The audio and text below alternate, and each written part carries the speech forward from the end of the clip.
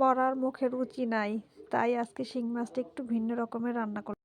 কালো শিং মাছটাকে ভালো করে কেটে ধুয়ে পরিষ্কার করে সাদা করে ফেললাম। এরপর সামান্য একটু হলুদের গুঁড়ো, একটু মরিচের গুঁড়ো দিয়ে শিং মাছটাকে একটু তেলে তেলে ভেজে নিব। তো এক পাশ এপাশ ওপাশ করে দুই পাশ ভালো করে একটু ভেজে নিলাম। তো ভাজার মধ্যে আমি এদিকে একটু মশলা বেটে নিলাম। সামান্য পেঁয়াজ, কাঁচামরিচ ও কিছুটা পরিমাণে জিরা বেটে নিলাম। এগুলো বাটার পরে পরিমাণ মতো সব মশলাগুলো দিয়ে মশলা কষিয়ে নিলাম।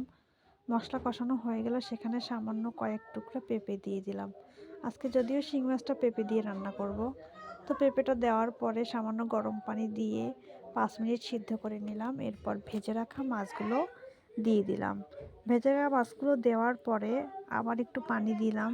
পানি দেওয়ার পরে 15 মিনিটের মতো রান্না করে নিলাম।